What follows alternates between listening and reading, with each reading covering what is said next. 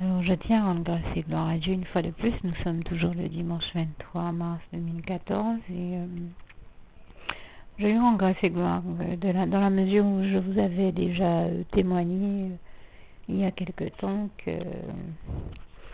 de la gloire de Dieu et de comment j'avais entendu le Saint-Esprit me guider, et je lui rends vraiment grâce et gloire et me dire de ne surtout pas me laisser ôter le pain de la bouche par le diable qui agissait par le biais de la personne avec qui je vis, comme il le fait malheureusement les trois quarts du temps, et qui l'amenait chaque fois à jeter le pain quotidien que le Seigneur nous envoie à la poubelle.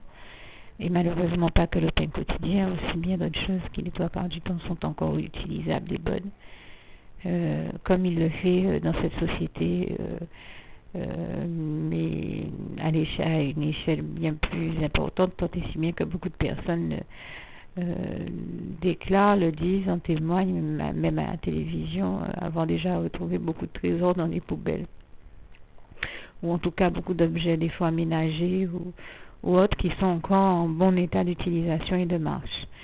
Et donc, dans mon cas, je tiens à préciser que c'était vraiment le Saint-Esprit, que toute la gloire revient à Dieu, à Jésus, à son Saint-Esprit. Et comment je sais que c'était vraiment le Saint-Esprit, c'est que je me rendais bien compte en pratique que si je n'avais pas ramassé ce pain dans la poubelle, et plutôt que de le laisser partir à la voirie, je n'aurais rien eu à manger. Donc, c'est le Seigneur qui me bénissait de la sorte, et en effet, je me suis dit, Dieu s'est trop battu pour me faire, lui a fait diligence pour que j'ai mon pain quotidien. Ce n'est pas pour que, alors même que j'ai pas pu en goûter, je le vois partir à la voirie où il ne servira à personne, alors que Dieu a pris le temps de tout faire pour m'en bénir et me le faire avant. Nous prions, nous demandons à Dieu, comme il est écrit en Matthieu 6, verset... dans le chapitre de Matthieu 6, la prière du Notre Père, de nous envoyer, notre Père qui est aux cieux, on lui demande de nous envoyer notre pain quotidien, mais ce n'est certainement pas pour que une fois que Dieu me l'a envoyé, je le mette direct à la poubelle, ce à quoi s'amuse la personne qui vit avec moi et qui agit sous le contrôle du démon, on l'aura bien compris. Et j'en rends vraiment grâce et gloire à Dieu pour cela. Il y a quelque temps, je ne sais plus si j'ai eu l'occasion de vous en témoigner également, je vous ai témoigné que Dieu m'a envoyé, ça j'en suis certaine, plusieurs papayes. Et parmi elles, il y avait une très très grosse papaye, vraiment la plus grosse. L'ennemi s'était rendu compte que je travaillais le gratin de papaye et d'autres recettes à base de papaye que le Seigneur m'a inspiré. Et je rends vraiment grâce et gloire à Dieu pour ça. Et en fait, il a poussé cette même personne qui l'avait poussé à jeter le pain, à jeter cette papaye également. Et là encore, le Saint-Esprit m'a inspiré d'aller la récupérer. Et je remercie le Seigneur parce que quelle ne fut pas ma surprise. C'est plutôt cette partie que je ne sais plus si je voulais témoigner ou pas, mais il me semble bien l'avoir fait. En la récupérant, j'ai pu réaliser tellement de recettes que j'étais moi-même surprise, sucrée comme salée, chaude comme glacée. Et je dis vraiment toute la gloire en revient à Dieu, à Jésus et à son Saint-Esprit. Et donc, finalement... Donc, je me suis rendu compte que le pain et la papaye étaient bien des choses qu'il fallait que je mette que je récupère dans la poubelle si je voulais pouvoir manger, puisque Dieu, de toute manière, les avait envoyés pour me bénir et toute la gloire lui en revienne.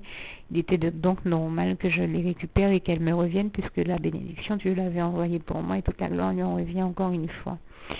Et merci Seigneur, encore une fois, de m'avoir inspiré de les récupérer, sans quoi je ne vois pas comment j'aurais pu faire d'autres pour réussir à joindre les deux bouts. Merci Seigneur, et heureusement que tu es là pour veiller sur nous, Jésus d'amour. Je te remercie encore une fois et te dis tout mon amour et ma gratitude.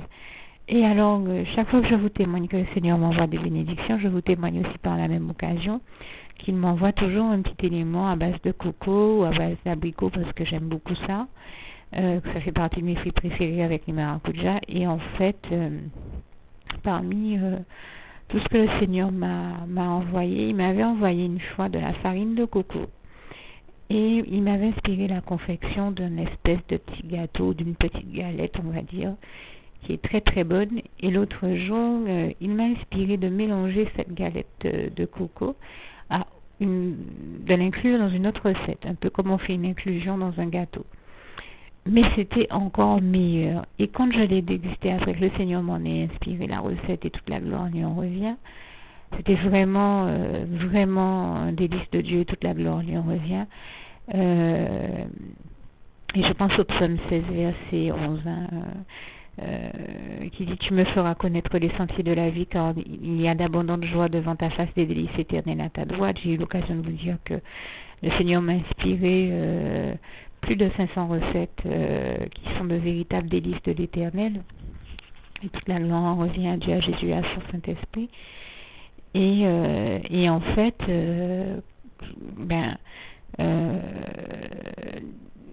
vraiment, j'étais émerveillée d'en voir les saveurs. Et quand je les dégustais, j'étais là. Ah Seigneur, merci Jésus, c'est bon Seigneur. Ah oui, merci éternel mon Dieu. C'est vraiment un délice de l'Éternel, tellement c'est bon. Et comme l'ennemi, vous savez, je crois que Dieu a utilisé une sang en Christ pour me faire prendre conscience de ça. Mais j'en ai vraiment pris conscience par la suite. Quand nous prions Dieu, quand nous parlons à Dieu, ou même quand nous lisons notre Bible ou autre chose, l'ennemi est là, il lit par-dessus notre épaule, il surveille tout ce que nous disons, nous faisons, pour essayer encore une fois de perturber la bonne marche, le bon déroulement des choses de notre vie chrétienne. Et quand il a vu que je louais le Seigneur, que je le remerciais de m'avoir fait goûter à quelque chose d'aussi bon, d'aussi excellent et d'aussi délicieux, eh bien, il s'est dit qu'il allait encore refaire le même forfait. Je suis rentrée hier des urgences médicales et pour me retrouver à découvrir qu'en mon absence, il a utilisé cette même personne pour jeter la boîte dans laquelle j'avais rangé au frais cette fameuse galette au coco ou ce petit gâteau au coco, je ne sais pas comment on pourrait vouloir l'appeler, pour la jeter dans la poubelle. Mais jeter donc la boîte et la galette au coco. Je dis, donc par le même biais, je dis c'est quand même n'importe quoi, parce que cette personne se plaint tout le temps qu'il n'y a pas assez de boîtes en plastique à la maison, alors je l'utilise à bon escient et elle prend, il n'y en a pas assez, mais elle en jette une de plus, on en manque, mais elle en jette une, là aussi elle a mis cette boîte en plastique à la maison, et quand je lui ai dit aujourd'hui, mais quand même comment, toi qui te plains tout le temps qu'il manque des boîtes en plastique à la maison, tu as pu la mettre à la poubelle, elle s'est mise à criser sur moi, enfin en l'occurrence l'ami s'est mis à criser sur moi, puisqu'il sait très bien que c'est lui qui a agi à travers elle, et que son seul but était de m'empêcher de profiter de tout ce gâteau à la farine de coco dont Dieu m'a béni, sachant comment c'est rare en plus, et je rends grâce et gloire à Dieu parce qu'il avait fait sortir cette farine de coco pour moi. Moi qui vis en Guadeloupe territoriale, jusque de Marie-Galante pour qu'on me l'apporte, et c'était vraiment un élément très très rare, je rends vraiment grâce et gloire à Dieu. Et vraiment je lui dis en son temps de ne pas hésiter à m'en renvoyer, tellement c'était bon. Merci Seigneur d'avance, je te rends déjà grâce et gloire pour ce que tu vas faire, si telle est ta volonté bien sûr. Je ne veux rien imposer à mon Dieu, c'est uniquement si c'est sa volonté. Mais c'est vrai que c'était tellement bon que je ne peux pas résister à lui demander, parce que c'était vraiment vraiment bon, et puis que c'était un élément que je connaissais peu et qu'il a voulu me faire découvrir. Et là encore, je remercie le Seigneur et lui rends grâce et gloire. Et j'ai envie de dire, une fois de plus, c'est une preuve de plus qu'il est celui qui nous fait découvrir vraiment tous les bonheurs que nous pouvons expérimenter dans cette vie. Vraiment toute la gloire en revient à Dieu, à Jésus, à son Saint-Esprit. Et donc, dans ce cadre-là, je voudrais tout simplement témoigner inviter une fois de plus, c'est-à-dire à tous ceux qui comprennent le sens profond des témoignages que je fais et du témoignage que je suis encore en train de faire, qu'il s'agit pour nous d'être vigilants concernant nos comportements, nos attitudes, les propos que nous tenons, de toujours faire en sorte d'agir au mieux, de faire du mieux que l'on peut. Bien sûr, nous savons que l'être humain n'est pas parfait, que Dieu seul est parfait, donc il nous arrive toujours de faire des erreurs, mais en tout cas de faire de notre mieux pour veiller sur nos lèvres et veiller sur nos actions de manière à avoir le meilleur comportement, l'attitude la meilleure que possible, et de rester dans la dynamique la plus positive et l'attitude la plus positive qui soit, avec des propos les plus positifs qui soient, autant que faire se peut, dans la mesure où le diable est celui qui nous amène à avoir toute mauvaise attitude et à faire des choses qui sont de véritables non-sens, telles que de jeter une boîte en plastique alors qu'on se plaint qu'il en manque. Comment est-ce qu'on peut jeter un élément alors qu'on trouve qu'on n'en a pas assez? C'est pas logique, c'est un non-sens.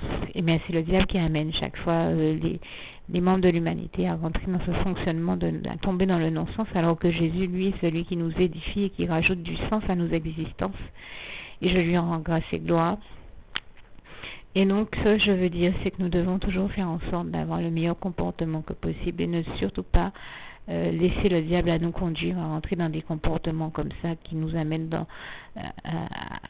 à être dans le non-sens et dans la violence. Parce que là où le diable appelle à la violence, Jésus, lui, il appelle au bon. Là où le diable appelle au non-sens et à la violence, Jésus, il appelle au bon sens et au respect de l'existence, donc à la paix, à l'amour, à la joie et à toutes les bonnes valeurs de la vie que nous connaissons.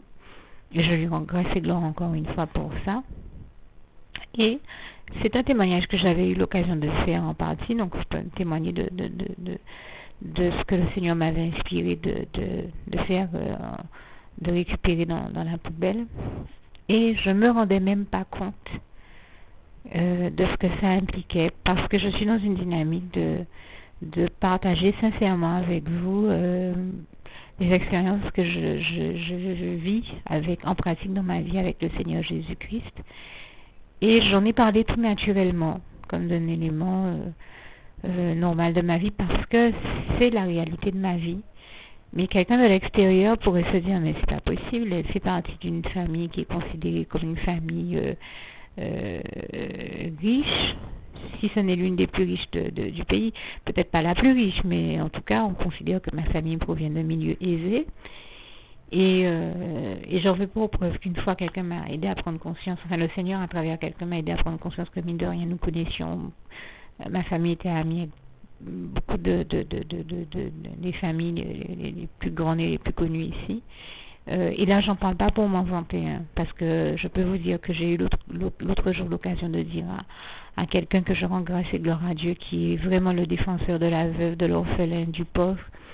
Et cette personne, je pense, a peut-être toujours au fond de son cœur eu une espèce de complexe à se dire que nous sommes amis, et je peux vous dire d'une amitié sincère, c'est quelqu'un que j'aime du fond du cœur, et je me rends compte que l'ennemi la place dans quelque chose avec moi, et je pense que peut-être beaucoup de personnes m'ont toujours regardé comme étant quelqu'un qui provient d'une famille aisée, sans comprendre en réalité ce que j'y vis. Et je lui ai dit, je pense que l'ennemi la mettait dans une espèce de complexe, du genre que moi je viens d'un milieu aisé alors qu'elle vient d'un milieu modeste ou pauvre. Et je lui ai dit, eh bien ma chérie, tout ce que je peux te dire, et je le dis à tous ceux qui écoutent pour les encourager, Dieu ne regarde pas à l'argent, d'accord? Dieu ne regarde pas de quel milieu on vient, mais plutôt à la justesse de nos actions et à nos cœurs, à savoir que Dieu n'aime pas les cœurs méchants, les mauvaises actions, mais il aime qu'on prenne plaisir à faire le bien, parce que Dieu n'est point un Dieu qui prenne plaisir au mal, comme il est écrit dans le psaume 5, verset 5. Et surtout, je lui ai dit, ça m'a aussi fait penser à ce proverbe 11, verset 4, qui dit « Au jour de la colère, la richesse ne sert à rien. Beaucoup s'appuient sur leur richesse et se sentent tranquilles justement parce qu'ils sont riches et qu'ils sont parmi les milieux les plus riches, les familles les plus riches. » Ben, moi, je l'ai dit à cette sœur, c'était bien la peine pour moi d'avoir évolué dans ce milieu-là et dans cette famille-là, que soyons clairs sur la question. J'ai aimé sincèrement et profondément tous les membres de ma famille, mais je rends grâce et gloire à Dieu qui m'a permis de découvrir ce qui se passait réellement en réalité dans ma famille, une réalité que les trois quarts des gens ne voient pas, parce que les gens s'appuient tout comme les membres de cette famille sur leur richesse, sur l'élément de la richesse, et surtout le décorum qui est autour pour se dire que bon, ben, tout ce qui s'y passe est normal, ce qui fait que même quand les gens voient bien que des choses anormales s'y passent des choses dysfonctionnelles s'y passent, personne ne les dénonce de peur que ça ne leur porte préjudice, on va dire, alors que Dieu nous demande de faire justice et faire le bien et dénoncer le mal. Ça n'est pas censé porter préjudice, bien au contraire, Dieu nous en bénit et nous en récompense derrière. Et je pense en l'occurrence à Galates 6, versets 7 à 10, que je vous invite à lire, où le Seigneur nous le dit bien, on ne se moque pas de Dieu, puisque nous savons que comme il est écrit en Isaïe 30, verset 18, l'Éternel est un Dieu juste, heureux tous ceux qui espèrent en lui. Donc on ne se moque pas de Dieu en commettant des injustices, parce que le Seigneur nous dit bien ce qui est réservé à ces personnes-là. En Isaïe 5, verset 20 à 25, aux personnes qui agissent ainsi. Et Dieu nous invite à continuer à faire le bien et à persévérer, à prendre plaisir à faire le bien et à persévérer dans le fait de faire le bien, notamment au verset 9 de Galates, verset 9, donc, ne nous lassons donc point de faire le bien, car au temps convenable, si nous ne nous relâchons point, nous recevrons une grande récompense, ce qui signifie que Dieu récompense ceux qui font le bien. Et je rends grâce et gloire à Dieu pour ça, et nous savons d'ailleurs que comme il est écrit en Proverbe 10, verset 22, c'est la bénédiction de l'Éternel qui enrichit et il ne la fait suivre d'aucun chagrin. Donc je veux dire que j'ai voulu encourager la sœur, j'espère en toute humilité y être parvenue, en lui disant mais tu n'as pas à te complexer de tes origines modestes. Tu n'as pas à être complexé parce que tu viens d'un milieu pauvre, parce que Dieu est aux côtés des pauvres. Dieu les soutient, Dieu les bénit, Dieu les encourage, et Dieu leur donne une égalité de réussite avec ceux qui viennent de milieux plus aisés. La réussite d'une vie, j'ai envie de dire, ne dépend que de Dieu, de Jésus et de son Saint-Esprit, et certainement pas de la somme qu'on a en bourse ou à la banque ou dans sa bourse ou dans ses bourses. Enfin, je veux dire, Dieu ne s'arrête pas à ce genre de choses-là. L'argent, nous savons très bien, nous chrétiens, la réalité qui se cache derrière l'amour du matériel et de l'argent. Nous savons que le diable essaie de faire tomber spirituellement tous ceux qui s'y attachent trop, alors que Dieu nous bénit de toutes sortes de bénédictions et de tout ce dont nous avons besoin de l'être. Il pourvoit toujours à tous nos besoins, comme il est écrit en Philippiens 4, verset 19, et mon Dieu pourvoira à tous vos besoins selon ses richesses et avec gloire en Jésus-Christ. Donc nous savons très bien que Dieu nous bénira et pourvoira toujours à tous nos besoins et de tout ce dont nous avons besoin, et que Jésus est celui qui nous conduit à toutes les victoires de nos vies, comme le passage de Romains 8, verset 37 nous le dit bien, mais en toutes ces choses, nous sommes plus que vainqueurs par celui qui nous a aimés, Jésus-Christ. Ce qui revient à vous dire que, en clair, Jésus nous conduit à toutes les victoires de nos vies et à réussir nos vies, que nos origines soient modestes ou pas, donc c'est pas la véritable victoire avec Dieu, c'est la victoire de Dieu, de Jésus, de son Saint-Esprit, mais aussi de toutes les bonnes valeurs que nous connaissons de la vie, de l'amour, de la joie, de la paix, de la lumière, de la justice de Dieu, de l'honnêteté, de la charité, de la vérité, de la sincérité. Et je rends grâce et gloire à Dieu pour ça, et non celle de l'argent.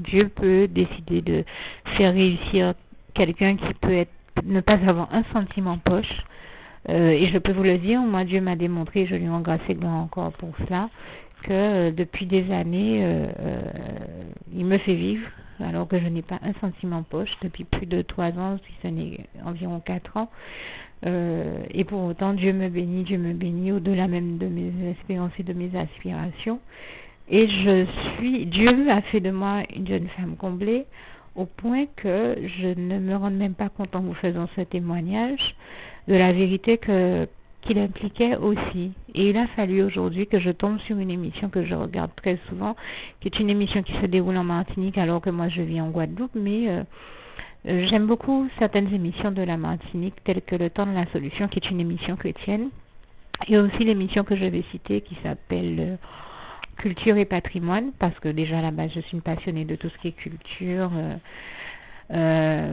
patrimoine, art, culture, architecture, enfin et musique et un bon nombre d'autres sujets. Mais la première fois que je l'ai regardé, son titre m'a attiré, Culture et patrimoine, et j'ai vu que la personne qui l'animait était quelqu'un qui avait une certaine foi. et que Dieu avait grandement béni d'ailleurs dans sa vie, même si elle a eu des épreuves terribles dont elle a témoigné encore aujourd'hui, et que Dieu la bénisse et la soutienne encore. C'était sa volonté, et surtout à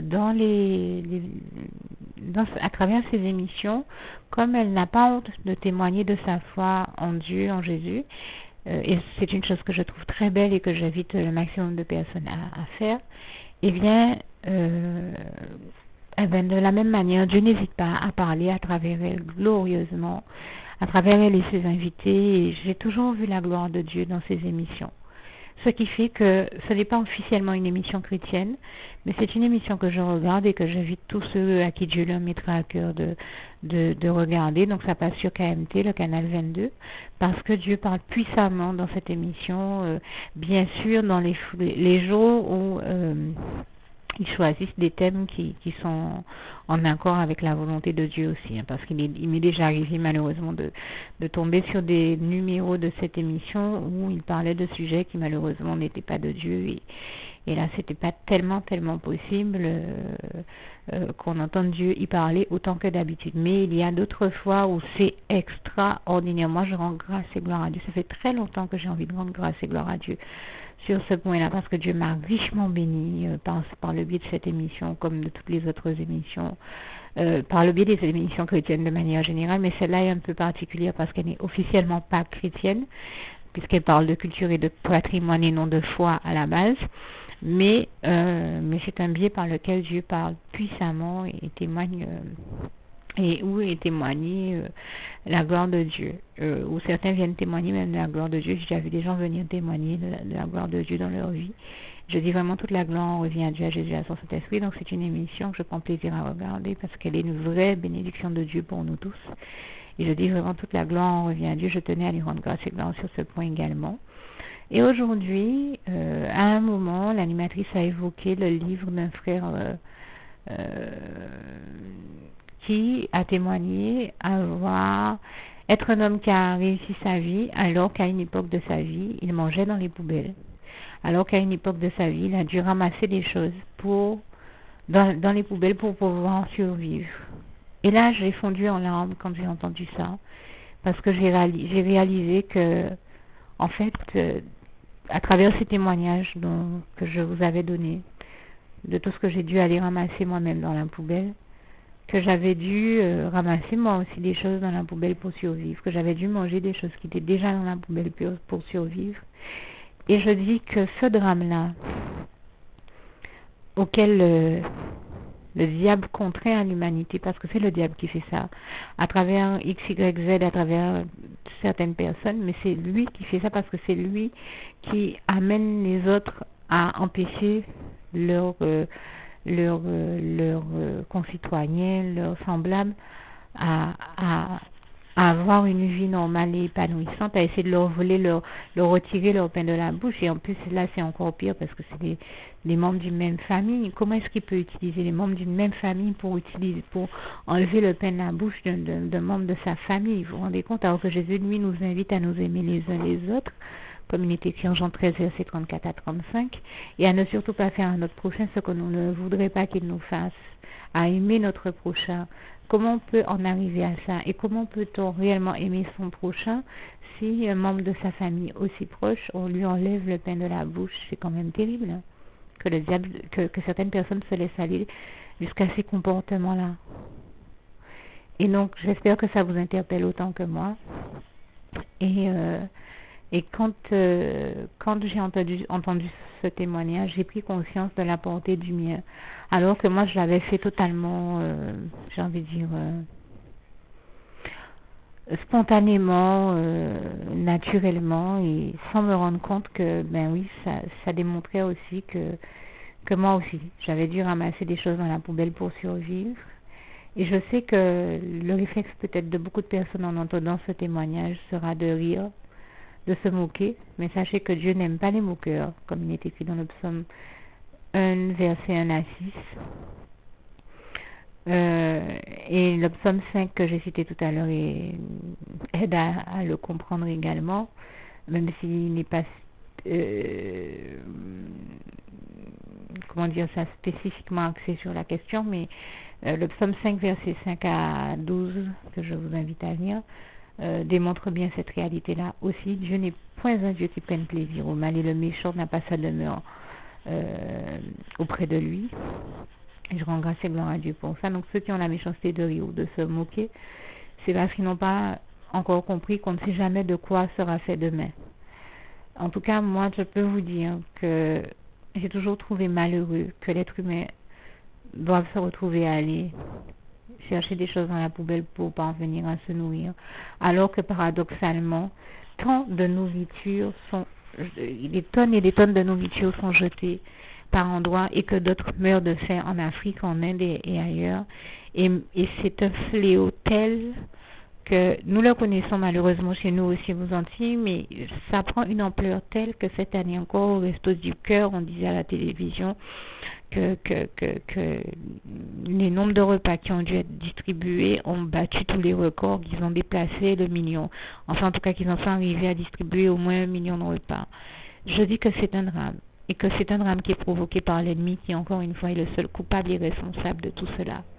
Et moi, je crois qu'on pourrait me regarder, moi, et me dire comment se fait-il, si on se pose les bonnes questions, que tu proviens d'une famille aussi riche, ou en tout cas qui a très largement les moyens de faire en sorte qu'il en soit autrement, et que tu vives ces réalités-là. C'est tout sauf normal. Et là, je dis attention, pas parce que ça m'arrive, mais parce que je vois des milliers de personnes à qui ça arrive aussi autour de moi, dans nos sociétés antillaises et particulièrement chez nous en Guadeloupe. Je citais tout à l'heure ce cas. Je vois le cas d'une jeune femme que je connais qui est une jeune femme qui provient d'une des familles les plus riches aussi ici, et j'ai vu ça dans beaucoup de familles. Et même ses parents l'ont laissé aller ou être dans le pire des états, et pour en plus se moquer de sa déchéance. Et moi je dis que vraiment c'est tout sauf normal. C'est tout sauf normal, et qu'on ne doit pas se laisser aller on ne doit pas laisser le diable nous conduire dans ces écueils-là, à ne pas nous occuper de notre prochain, de celui qui est en face de nous, et encore à plus forte raison quand il s'agit de membres de notre famille, et en plus d'un surcroît de notre famille proche. Je dis que ceux qui se laissent aller à ce type de mauvais comportement et d'égarement où le diable les conduit,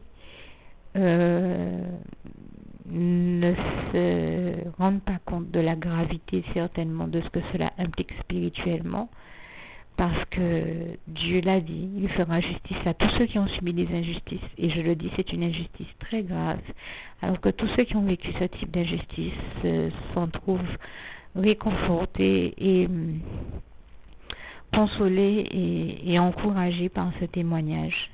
Sache qu'il ne faut pas qu'ils baissent les bras, il ne faut pas qu'ils aient honte, parce que moi je n'ai pas honte de dire la vérité de ce que j'ai vécu. Même si les autres choisiront peut-être de s'en moquer, moi ça ne me fera jamais honte, parce que les personnes qui devraient avoir honte sont ceux qui infligent de mauvais traitements à leurs semblables.